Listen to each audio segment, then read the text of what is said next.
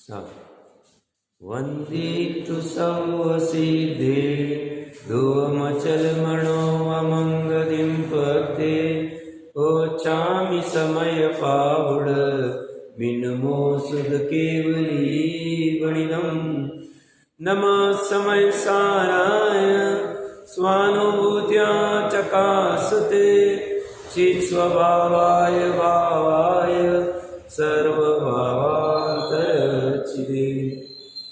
समय सार जी ग्रंथाधिराज कुंद आचार्य देव की कृति अद्वितीय कृति है। यहाँ पे 320वीं गाथा की बहुत ही विस्तार से चर्चा होने के उपरांत 199 नंबर का जो कलश है उस पर अपनी कल चर्चा चल रही थी। वो कलश आगे की 3 गाथाओं के उत्थाने का रूप में कह सकते हैं।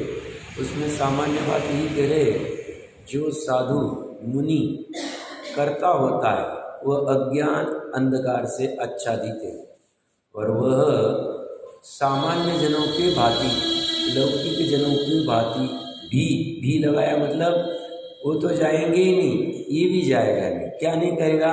मुक्त नहीं होगा, मोक्ष नहीं होगा, मुक्त नहीं होगा। देखो, मुक्त नहीं होगा, मोक्ष नहीं होगा, इसके लिए उन्होंने ये कुछ भी कंडीशन नहीं डाली कि जो मुनि या साधु 28 मन नहीं पालेगा तो फिर मुक्त नहीं होगा, तप नहीं करेगा तो मुक्त नहीं होगा, मतलब अनशन आदि नहीं करेगा, या 11 अंग का या 14 पुरों का ज्ञान नहीं करेगा तो मुक्त नहीं होगा। ऐसी कोई कंडीशन नहीं डाली। कंडीशन सिंपल क्या है? कर्तेपने की। ईश्वर कर्तावाद बहुत दूर छोड़ के आ गया। कर्म का कर्तावाद हमने पूर्व के अधिकारों में चर्चा कर ली। कर्ता कर्माधिकार की कुछ गाथाओं का हम रेफरेंस भी लेंगे। यहाँ पे आत्मा के कर्तृत्व पने की 3 कर्तृत्व की चर्चा चलती है। अजैनी सामान्यता ईश्वर कर्ता की चर्चा करता है, उसको यहाँ टच नहीं किया। वो बोलते तुम अकलंग वकलंग स्वामी के पास चले जाना, वो खंडन मंडन करेंगे, न्याय के ग्रंथ देख लेना।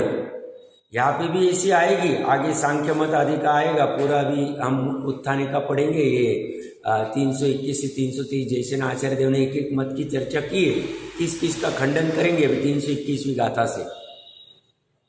बट ज्यादा फोकस ईश्वर कर्तृत्ववाद पे डाला ही नहीं कुंद देव ने। उन्होंने कर्म ही मुझे नचा रहे हैं, द्रव्य कर्म, ये जो जैनी मानता है उसका खंडन कर्ता कर्माधिकार में करके आ गए। और यहाँ पे कह रहे आत्मा को कर्ता कह रहे, आत्मा कर्ता, कर्म आत्मा का करता है, इसलिए आत्मा संसार में नाच रहा है। आत्मा 6 काय के जीवों को करता है, ये भी कर्तापना। तो कर्तापना में ही मुख्यता से थीम पकड़ी लिए उन्होंने 9 तत्व, बट सब जगह पे कर्तृत्व, एकत्व, भोक्तृत्व और ममत्व पे तीव्र प्रहार किया है। यहाँ पे कल अपनी विस्तार से चर्चा हो गई थी। अब 583 नंबर पेज के ऊपर यहाँ पे लिख रहे, अब इसी अर्थ को गाथा द्वारा कहते हैं। कौन से अर्थ को? कर्तापने के। एक बार 321 से 323 गाथा का पाठ करते। लो यस गुण दिविन्नु सुरनारयतिरिय मानुषे सत्ते समणाणं पिय अप्पा जगतो वदि छव्ये काये लोगम समणाणमेघं सिद्धन्तं जैनदिसदी विशेषो लोगस्य कुणदिविन्नु समणाणवीयपो कुणदी एवं न को विमुखो दिशति लोकसमणाणं दूरं नित्यं कुवताणं सदैव मनुयासुरे लोगे देवनारक आदि जीव विष्णु करे यो श्रमण बीमारे कवि को आत्मा करे तो लोक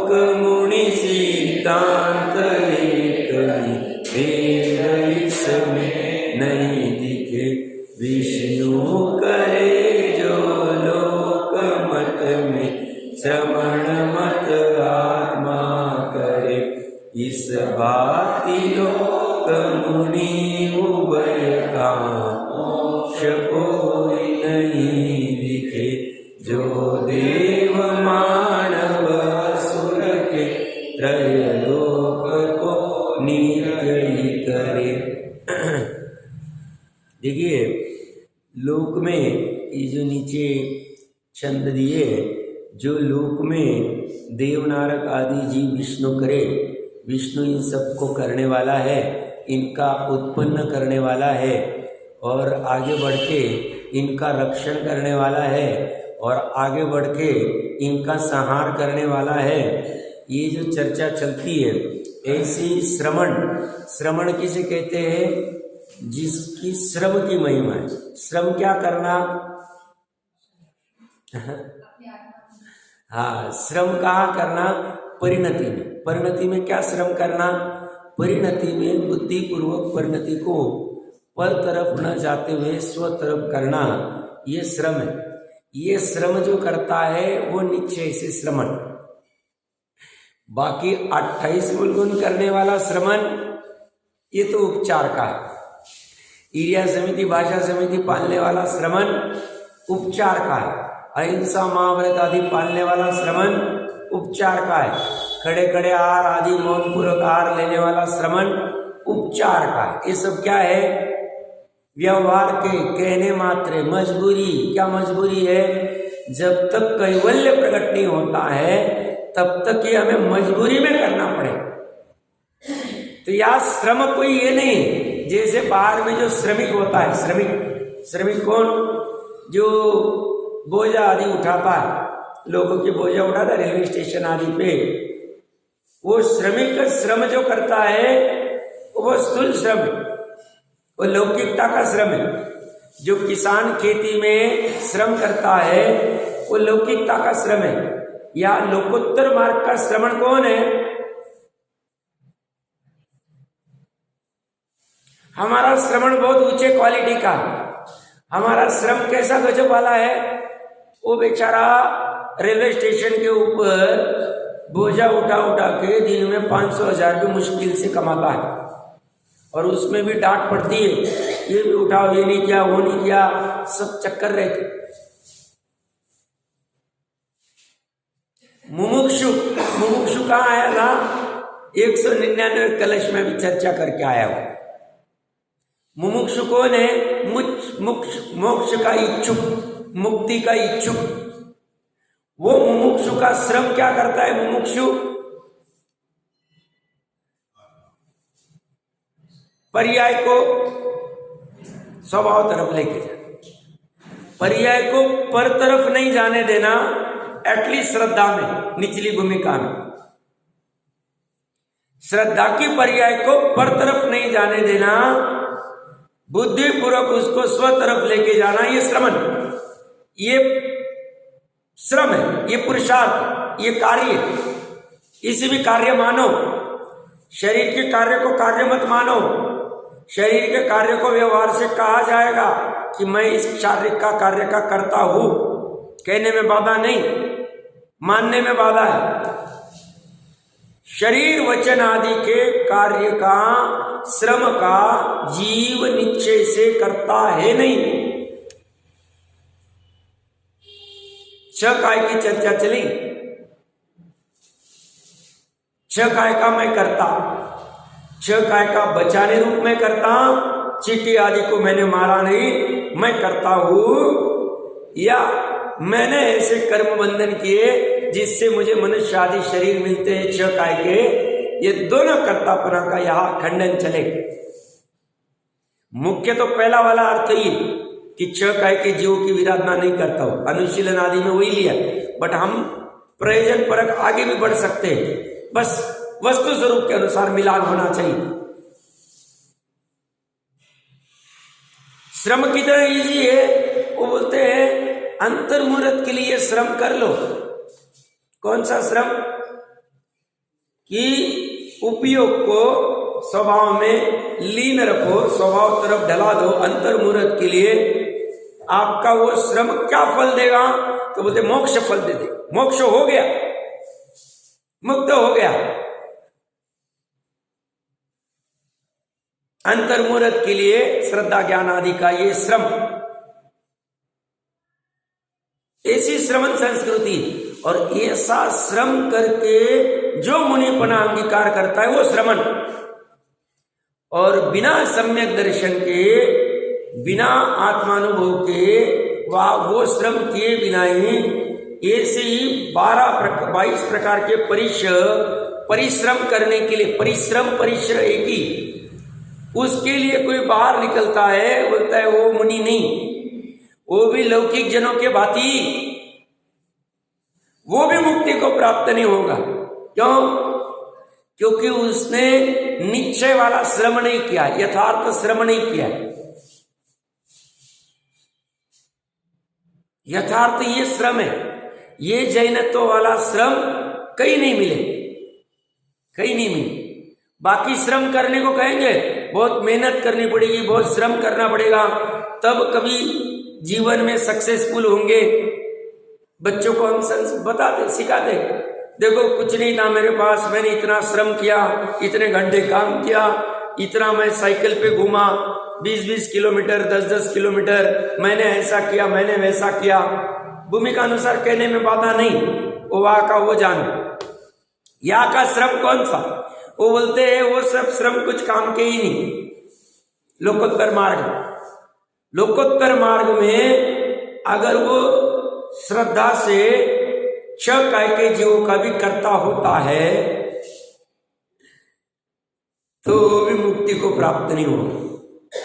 वैसे मुनि बनने के बाद में मोक्ष हो सकता है, संभावना है। पंचम काल का छोड़ दो, मुनि बना, चतुर्थ काल की बात कर। श्रावक नहीं हो सकता, वस्त्र आदि धारण करके मुक्ति को प्राप्त नहीं हो सकता, उससे तो त्याग करना ही पड़े। अंतर्मुहूर्त के लिए क्यों है, मुक्त होने के पहले। श्रम बहुत इजी है हमारा, और वो उसको कठिन लग रहा है। श्रम क्या है? पर्याय में अकर्ता होना, ये श्रम है।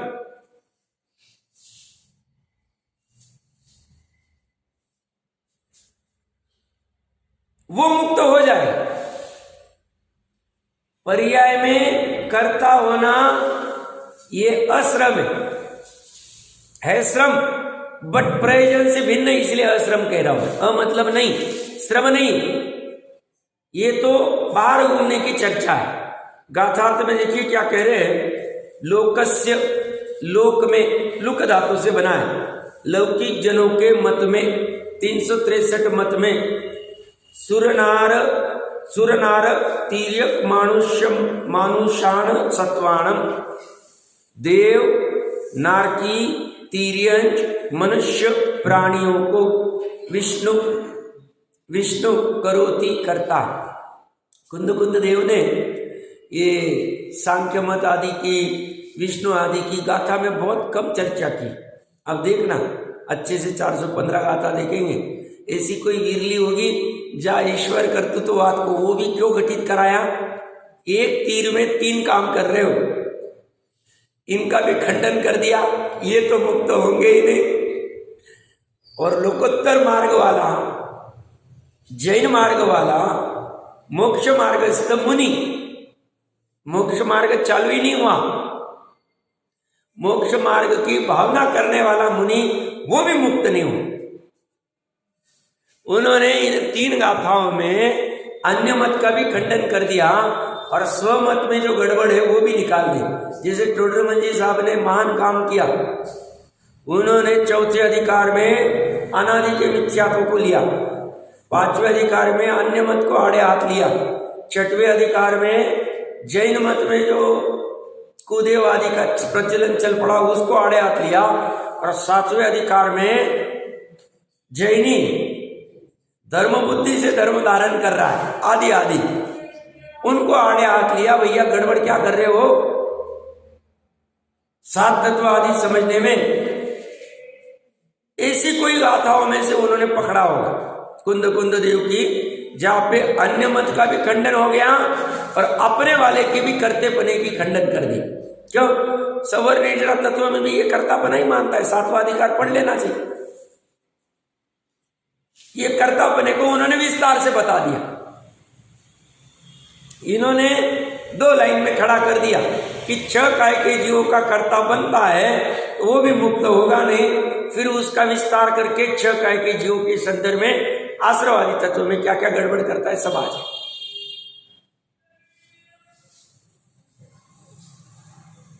ये कह रहे हैं देव नार की तीर्य मनुष्य प्राणियों को विष्णु करोति करता है। विष्णु करता मतलब लोग मानती है, उन्होंने उत्पन्न करा ये पूरा विश्व।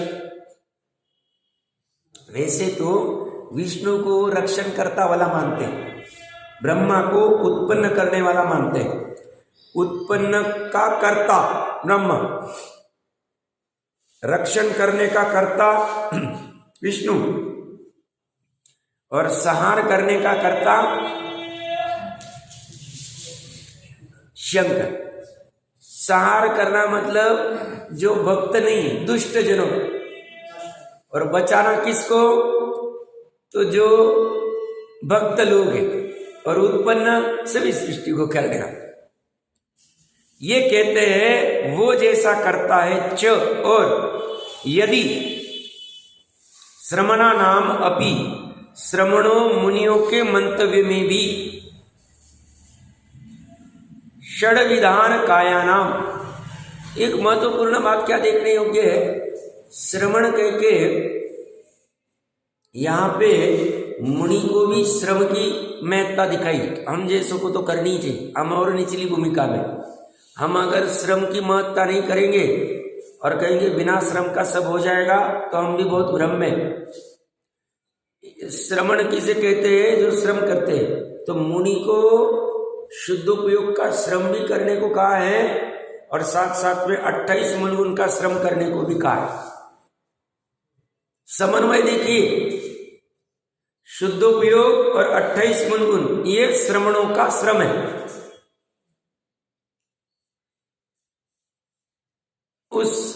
तो हम भी निचली भूमिका में कभी भी भ्रम में ये नहीं रहना, काम तो होगा हमारा शुद्धोपयोग से ही, ये बात नक्की। बट शुद्धोपयोग जब तक नहीं होता है, हम अगर वो जैसे वो 28 मुलगुन उनका श्रम है, ऐसे हम यथा योग्य जो भी अपनी प्रवृत्ति होनी चाहिए उसको भी महत्व देंगे नहीं, तो हम तो और बाहर है। तो यहां ये कह रहे हैं श्रवणों मुनियों के मंतव्य में भी, मंतव्य मतलब उनकी श्रद्धा आदि में भी, षड विधान कायाराम, 6 काय के जीवों को आत्मा करोति करता हो, यदि लोक श्रमणानाम, तो लोक और श्रमणों का एक सिद्धांत, एक ही सिद्धांत हो गया पर द्रव्य के कर्तापने का। एक द्रव्य दूसरे द्रव्य का कर सकता है, ये सिद्धांत लौकिक जनों का भी हो गया और श्रमणों का भी हो गया, जैनियों का भी हो गया। तो कहते फिर फर्क क्या पड़ता? दोनों के सिद्धांत में भूल है। बेसिक सिद्धांत यही चलेगा, एक द्रव्य दूसरे द्रव्य का कुछ करता नहीं, एक गुण दूसरे गुण का कुछ करता नहीं, एक पर्याय दूसरे पर्याय का कुछ करता नहीं। द्रव्य में मात्र द्रव्य ही नहीं लेना, गुण और पर्याय को भी द्रव्य का। टोडरमल जी साहब ने 90 अधिकार में खोला है, देख लेना चाहिए। आप पेज नंबर मेरे को ज्यादा याद नहीं रहते बट मिल जाए। द्रव्य में मात्र गुण और पर्याय, मतलब गुण ही नहीं लेना, पर्याय भी लेना। तो जो ऐसा मानता है कि एक द्रव्य दूसरे को करेगा, मैं मनुष्य तिर्यंच आदि को करने वाला हूं, ऐसा लोक वाला मानता है, मैं 6 काय के जीवों को करने वाला हूं, दोनों ही सिद्धांत में एक ही हो गए। विशेष न दृश्यते, उनमें कोई अंतर दिखाई नहीं देता। अभिप्राय की वासना में समानता है, मान्यता में समानता है। क्योंकि लोकस्य, लोक के मत में विष्णु करोति करता है, श्रमणा नाम अपि, और श्रमणों के मत में भी आत्मा करोति करता है। इसलिए कर्तृत्व की मान्यता में दोनों समान हुए। एक जगह खड़ा कर दिया, सब क्या बात करें, फर्क तो है ना। देखो वो कपड़े पहन रहा है, ये नग्न है। देखो वो शस्त्र अस्त्र आदि रख रहा है, ये कुछ भी रख नहीं रहे। देखो वो बाजू में पत्नी को भी रख रहा है, इनके तो कुछ भी नहीं है। देखो ये ग्राम में रहते हैं, वो जंगल में रहते हैं। देखो ये बैठ के खाना खाते हैं, सोने चांदी के पात्र में खाना खा रहे हैं, ये तो खड़े खड़े आहार कर रहे हैं और हाथ में आहार कर रहे हैं। देखो इसके पास AC, cooler, fridge, TV, mobile सब कुछ है, इनके पास कुछ भी नहीं है। फर्क तो है ना साहब। ये देखो ईर्ष्या समिति आदि पूर्वक चलते नहीं है, ईर्ष्या समिति पूर्वक चल रहे हैं। ये 5 महाव्रत नहीं मान रहे, हिंसा आदि सब कर रहे, ये 5 महाव्रत पाल रहे। 5 महाव्रत में वही 6 काय के जीवों की विराधना नहीं कर रहे, अहिंसा महाव्रत पाल रहे। सब फर्क तो है ना।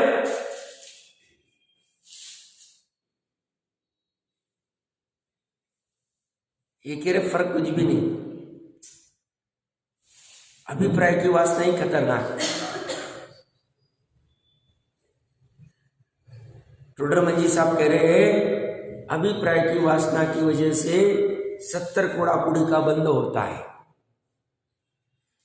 श्रेणिक ने बाहर में सिर्फ सांप डाला है, 500 कुत्तों को छोड़ा, कुछ नहीं किया उसने।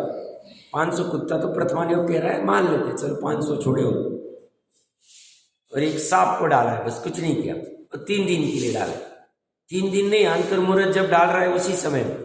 अभी तो सांप हाथ में भी नहीं आया, बस भाव आया कि मैं सांप डाल के इनको देखूं। बस इस अभिप्राय की वासना में 70 कोड़ा कुड़ी का बंद कर लिया।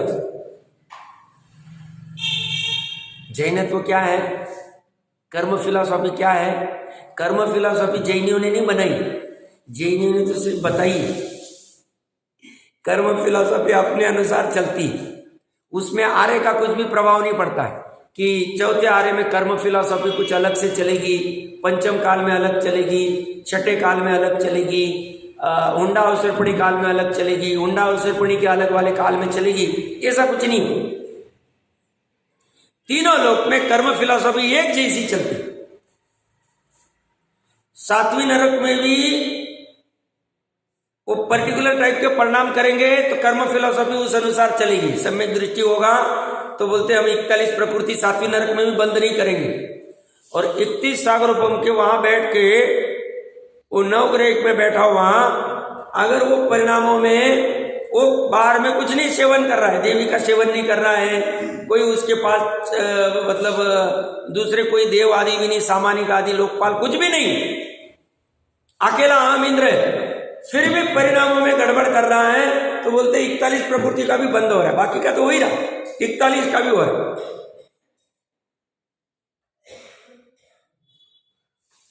कि ऊपर के साहब अहम इंद्र देव, इनको तो माफ कर दो, इनको काय को 41 प्रकृतियों का बंद कराते। देखो कितने पुनवानी जीव है, इतना वो पहले 28 मुलगुन प्रॉपर पाल के आए हुए हैं, छल कुछ नहीं किया, तो इनको तो मत करने दो। वहां बैठे ऊपर, वहां से थोड़ा नजदीकी सिद्धालय, बहुत दूर नहीं, 7वीं नरक से तो 14 रज्जु दूर है।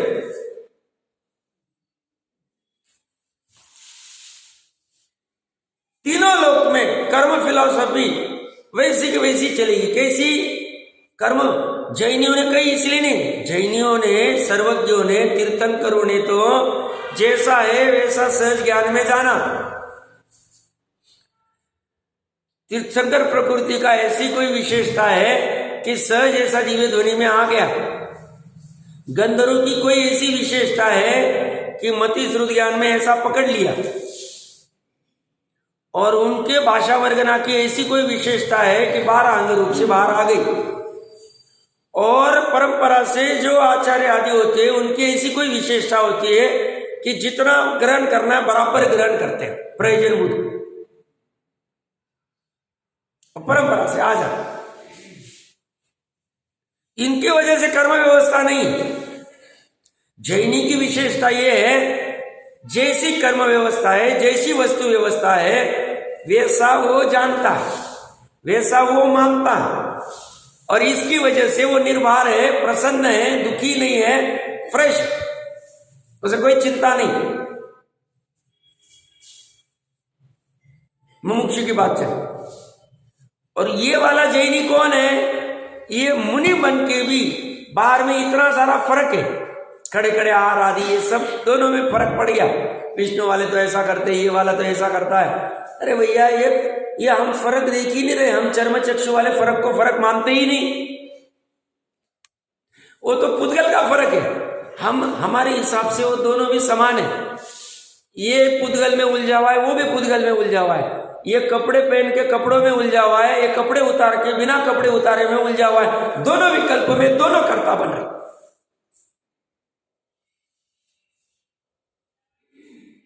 दोनों कर्ता। ये बाजू में पत्नी को रख के करता है, ये पत्नी को छोड़ के करता बना। मैंने पत्नी को छोड़ दिया, मैं ब्रह्मचर्य महाव्रतधारी हूं, और ये कह रहा है पत्नी रखे भी मैं भगवान हूं। दोनों परेशान, क्योंकि दोनों कर्ता बन रहे। ये जमीन आदि देख के नहीं चल रहा है, ये जमीन देख के चल रहा है, फिर भी दोनों करता है। ये सोने के थाली में भोजन करता है, ये हाथ में भोजन कर रहा है, फिर भी दोनों करता है। देखो मैं हाथ में भोजन करता हूं, वो विष्णु तो भी सोने के थाली में भोजन करता हो, जो भी उनकी मान्यता होगी। मैं तो स्थूल कथन कर रहा हूं। विष्णु उपलक्षण से लिया है, 363 खड़े कर दो जो ईश्वरवाद को मानते हैं।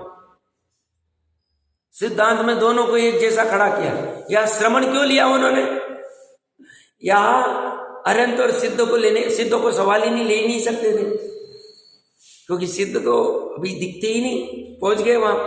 अनंत को क्यों नहीं लिया? क्योंकि उनमें ऐसी परिणति में गड़बड़ हो ही नहीं सकती। मुनि में हो सकती, श्रवणों में हो सकती। क्यों? बाहर में श्रवणपना दोनों का समान है, भावलिंग का और द्रव्यलिंग का, बट दोनों का बाहर में समान होते हुए भी अंदर से एक की गड़बड़ है। अंदर एक में कर्ता बना पड़ा, द्रव्यलिंग वाला, उसको धोख दिया जा रहा है, अष्टांग नमस्कार किया जा रहा है, आहार आदि दिया जा रहा है, सब कुछ होते हुए भी वो कर्ता बना है। ज्ञानियों की दृष्टि में मुक्ति को प्राप्त नहीं होगा। तो हमने जो सामान्यता चर्म चक्षु से देखने की आदत है, उसको धीरे धीरे घटाना पड़ेगा, और हमें ज्ञान चक्षु से देखने की, आगम चक्षु से देखने की, पहले आगम चक्षु से बराबर देखते आना चाहिए। आगम चक्षु से देख के फिर ज्ञान चक्षु में उसको बिठाने की प्रयास करना चाहिए, तब हमारी देशनालब्धि होगी पूरी, ऐसे होगी नहीं। कर्तापना कहां खड़ा किया? वो कह रहे हम उसकी श्रद्धा की, ज्ञान की, चारित्र की पर्याय में जाके देख रहे हैं, तो वहां उसके विकल्प पकड़े, कर्तापना पड़ा है कि मैं एक शेखाई के जीवों को मार रहा हूं। विष्णु का वाहन क्या है मुझे याद नहीं, जो भी रहेगा, इनका वाहन कुछ नहीं, ये तो दो पैर पे चलते इनका वाहन, और फिर भी दोनों को कर्ता का।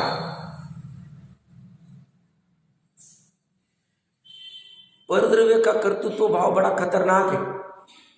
या तो कह रहे इसी गजब चर्चा चल रही है, या कह रहे तुम्हारा स्वयं का त्रिकाली द्रव्य ही जब तुम्हारी पर्याय का करता नहीं, तुम्हारी राग की पर्याय का भी करता नहीं, तुम्हारी मोक्ष की भी पर्याय का करता नहीं, और क्या बचे? और क्या बचे?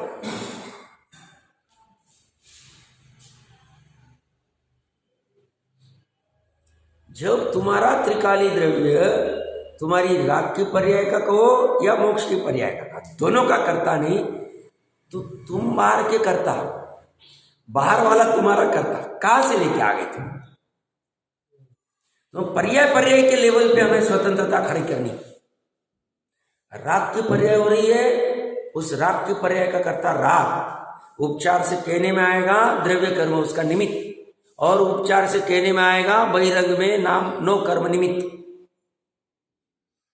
उपचार से कहने में आएगा, उपचार से कहने में हमें बाधा नहीं, उपचार उपचारी व्यवहार है, अभूतार्थ है, असत्यार्थ है, कहने मात्र का। बट जब स्वतंत्रता की बात आती है, स्वाधीनता की बात आती है, वस्तु स्वरूप की बात आती है, तो हम कहते हैं एक ही द्रव्य का द्रव्य पर्याय का करता है, एक ही द्रव्य का द्रव्य, पहला द्रव्य मतलब प्रमाण का द्रव्य, उस पर्याय उस एक ही द्रव्य का द्रव्य मतलब एक ही प्रमाण के द्रव्य का स्थायी द्रव्य, दूसरा द्रव्य स्थायी द्रव्य, ध्रुव द्रव्य, दृष्टि का द्रव्य, वो पर्याय का कर्ता नहीं होता। भवि का भी नहीं, अभवि का भी नहीं, दूरानुदूर का भी नहीं और निकट का भी नहीं, किसी का नहीं। जो द्रव्य, ये जो धर्मास्तिका ना अपने काम का नहीं, बट ऐसी एडिशनल इंफॉर्मेशन दे रहा हूं। धर्मास्तिका में भी ध्रुव स्वभाव है और उत्पाद वाला स्वभाव।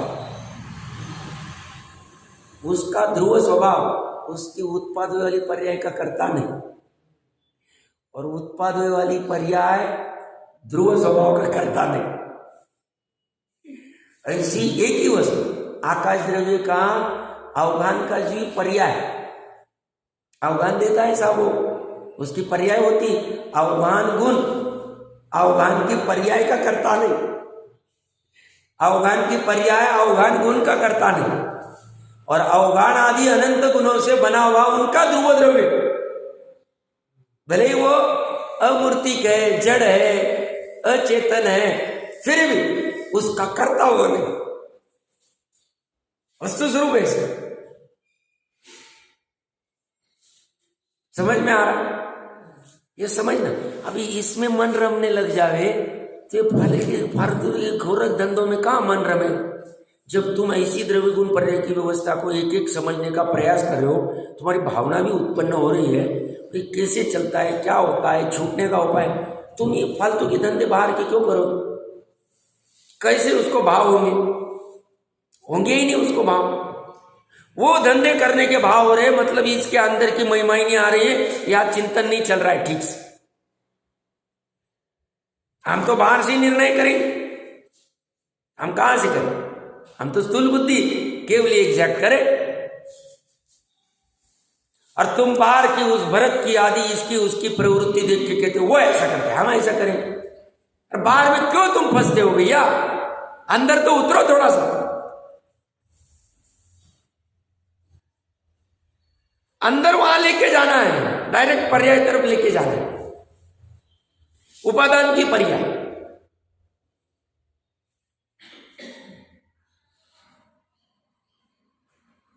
तो ये जो हमारा कर्तापना चल रहा है बाहर में लौकिक में, अब मुनि के कर्तापने की हालत खराब कर दी। सब छौकाई के जीवों की रक्षा करना तो अच्छा काम है ना।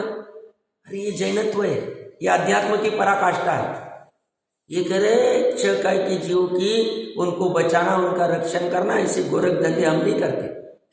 ठीक है, हम जब मन वचन काय से गुप्त नहीं हो पाते हैं, शुद्ध उपयोग में नहीं रह पाते हैं, भगवान ने हमें कहा है, और भगवान सही कहते हैं, और हमें भी श्रद्धा में आया है, हमें भी उसका भाव भाषण हुआ है कि हमको ईर्ष्या समिति, भाषा समिति, ये सब उद्योग करने पड़ेंगे। और ये कब तक करेंगे? वो प्रवचन सार की चरणानुग चुलिका में है ना, हे निशंकित निकांक्षित, आता है ना। हाँ, मैं तुमको कब तक सेवन करूंगा? जब तक तुम्हारे प्रसाद से मुझे शुद्ध उपयोग नहीं हो। पढ़ लेना चाहिए वहां, अच्छा प्रकरण। ये उभयाचार आदि जो 8 प्रकार के ज्ञान के ये होते हैं, ये सब कब तक करूंगा मैं? व्यवहार वाला कब तक करूंगा? जब तक तुम्हारे प्रसाद से मेरे को शुद्धोपयोग के अलावा और कुछ नहीं चाहिए, और किसी में मुझे इंटरेस्ट नहीं। तो छह काय की जीवों की जो भी प्रवृत्ति चलती है वो तो हम करेंगे। कब? जब हम बाहुबली आदि के जैसे एक जगह पर स्थिर नहीं रह पाते तब करेंगे। बट वो करते हुए साथ में हमारी एक श्रद्धा की धारा चलेगी, हम इसके कर्ता नहीं। ऐसी धारा भावलिंगी मुनिराज की चलती है। खाते पीते उठते बैठते, मतलब वो अपने पीछे से बराबर प्रमार्जन कर रहे। एक पन्ना भी है, देखो प्रवृत्ति में क्या दिखेगा। अभी पन्ना ये करना है तो पीछे से करेंगे, फिर इसको ये करके पीछे से करेंगे, ये सब दिखेगा बाहर में। और सामान्य लौकिक जन उसी की महिमा करेंगे। बट उसी समय में श्रद्धा में एक चल रहा है कि ये प्रमार्जन करने वाला मैं नहीं, प्रमार्जन करने का कर्ता मैं नहीं। ये जो भाव उत्पन्न हुआ है ये पर लक्ष्य से उत्पन्न हुआ है, क्योंकि अभी स्व लक्ष्य में स्थिर नहीं हो पा रहा हूं, तभी ये प्रवृत्ति करनी पड़ रही। ऐसा करते हुए भी ये करने योग्य नहीं है, उपादेय नहीं है। करने योग्य तो एकमात्र स्वभाव में स्थिर होने योग्य है अनंत काल के लिए। ये सब श्रद्धा में हमेशा पड़ा रहे। सोते वक्त एक ऐसी कहानी भी लेंगे नहीं रात्रि में, फिर भी उसको धर्म नहीं मानेंगे, फिर भी उसका कर्ता नहीं होंगे। भावलिंगी बोल रहा हूं। और द्रव्यलिंगी के अभिप्राय की वासना में इसका कर्तापना कहीं ना कहीं पड़ा है, जो केवल ही जानते। जैसे साहब ने पीछे खोला, हम नहीं पकड़ सकते, बट केवल ही जानते हैं, और इसी वजह से उनको मिथ्या दृष्टि का है।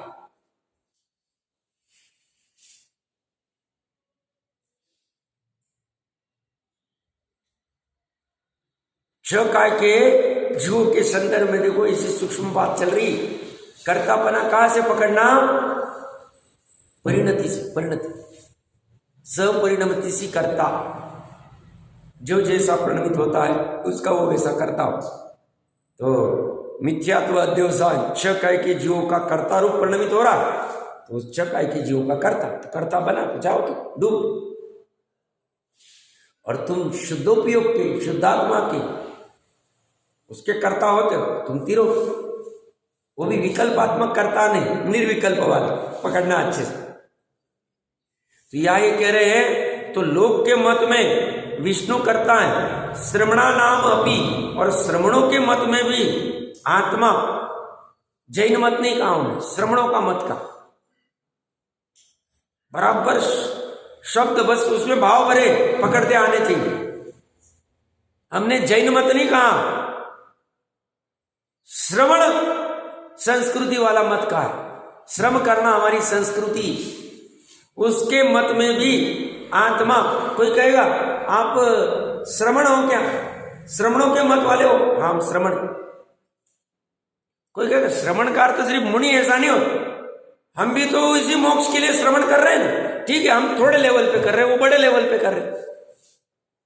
सब यही एक ही मार्ग है, मार्ग कोई रास्ता अलग नहीं है। 14 गुण स्थान तक पहुंचने का एक ही रास्ता, उसको पार करने का भी एक ही रास्ता। फिर चरणानुयोग के और रास्ते की कहने की पद्धति अलग होगी, द्रव्यानुयोग की अलग होगी, पद्धति फर्क पड़ेगी। बट पकड़ेंगे तो हम वैसी, काम निश्चय से ही करेंगे। तो श्रवणों के मत में भी आत्मा करोति करता। अभी यह श्रवण के मत में दिगंबर श्वेतांबर आदि कुछ भी नहीं, या वो शूद्र भी अगर इस मत को मानता है, ये अकर्तृत्ववादी को, वो भी श्रवण है।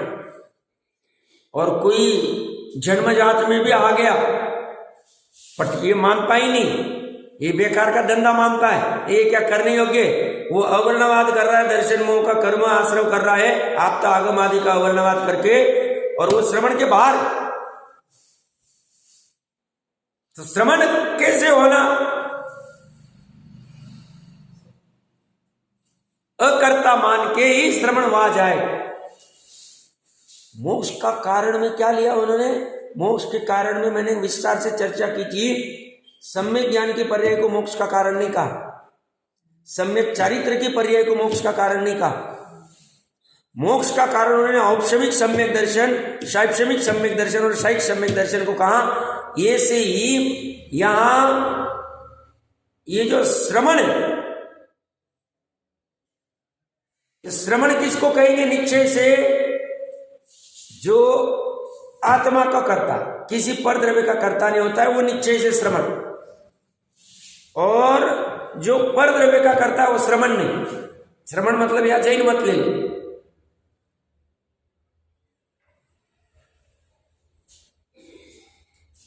इसलिए कर्तृत्व की मान्यता में दोनों समान हुए। एवं इस प्रकार सदैव मनुजा सुराण लोकान, देव मनुष्य और असुर लोक को नित्यम कुर्वताम, सदा करते हुए, अर्थात तीनों लोक के कर्ता भाव से निरंतर प्रवर्तमान ऐसे लोक श्रवणानाम द्वेषाम अपि, वे लोक और श्रवण दोनों का भी कोई मोक्ष न दृश्यते, दिखाई नहीं देता। मोक्ष दिखाई नहीं देता मतलब उनको, तो श्रवण के मत वालों को भी आत्मा दिखाई नहीं देता, क्योंकि आत्मा से मोक्ष होने वाला, और उनको आत्मा दिखाई नहीं देता है तो उनका मोक्ष भी दिखाई नहीं देता है, मुक्त भी नहीं होंगे। क्योंकि मुक्त होने के लिए मुक्ति का साधन, मुक्ति का ध्येय, मुक्ति का आलंबन जो आत्मा है वो उनको दिखाई नहीं दे रहा, वो कर्ता बनते जा रहे। कर्ता कहाँ बन रहा है ये? मान्यता में मतलब पर्याय, बराबर। जो कर्ता बनता है पर द्रव्य आदि का, वो पर्याय में ही कर्ता बनता है। द्रव्य कभी भी कर्ता बना नहीं, अज्ञानी का भी नहीं। तो पर्याय में जो कर्ता बनता है वो पर्याय दृष्टि वाला है, वो द्रव्य दृष्टि वाला नहीं है। इसलिए पर्याय दृष्टि विनश्वर, वो नाश होता है।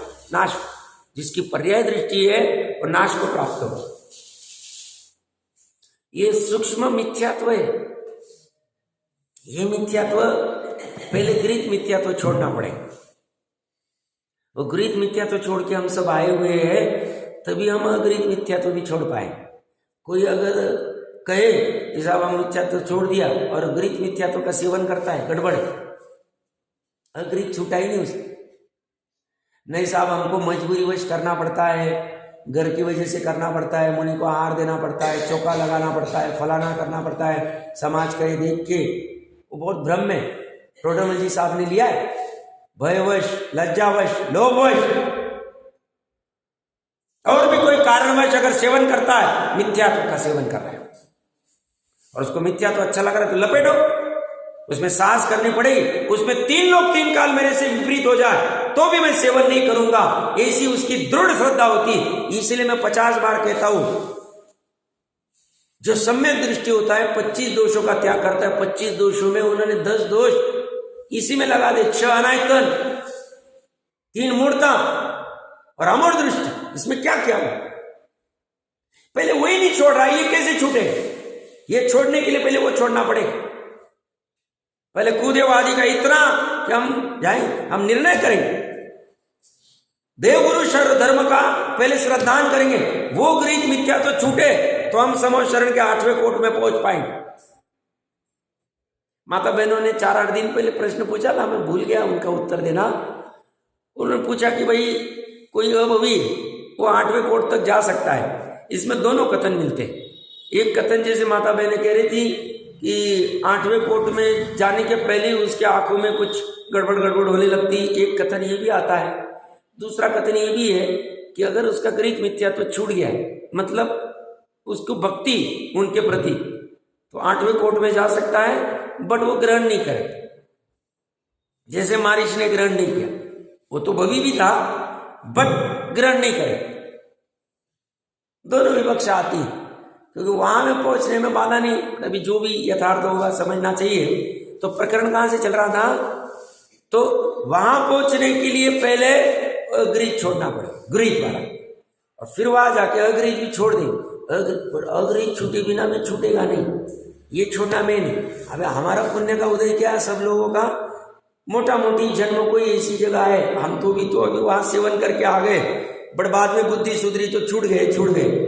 तो आप लोगों का अगर छूटा हुआ है जन्म से, बहुत अच्छा, बट श्रद्धा से छोड़ना पड़े। जन्म से जो छूटा है वो तो परंपरा से छूटा है। निर्णय करके छूटा है क्या कि ये सही है ये गलत है? निर्णय कौन करेगा? ज्ञान की पर्याय करेगी। वो छूटा हुआ है, शाबाशी के पात्र है। निर्णय करके नहीं छूटा है तो निर्णय कर लो, पढ़ो संयम प्रकाश जी आदि सभी ग्रंथ पढ़ो और निर्णय करो कि यथार्थ नग्नत्व क्या है, मूलाचार क्या कह रहे, आदि आदि जो भी ग्रंथ क्या कह रहे, उससे निर्णय करो। गुरु का निर्णय करो। देव का निर्णय कहां से करो? चौथी सतीशय से नहीं, अनंत चतुष्टय से करो। उनके द्रव्य गुण पर्याय से निर्णय करो। और धर्म का निर्णय उस अहिंसा आदि को देख के करो। धर्म में किसी ने हिंसा खड़ी की होगी, उसको देख के मत करो। कोई केशर चंदन ये केशर वेशर करके और कुछ गड़बड़ कर रहा होगा, उसको देख के महिमा मत करो। तुम उसका उस धर्म के अहिंसात्व को देखो और वो निर्णय करके फिर इसमें भी सूक्ष्मता में जाना चाहिए। और इसमें फिर वो कितनी सूक्ष्मता, पर्याय के लेवल तक की सूक्ष्मता में खड़ी कर रहे हैं। तो अच्छा प्रकरण है। इसमें थोड़े से और बिंदु बचे हैं, इसकी चर्चा हम करते हैं।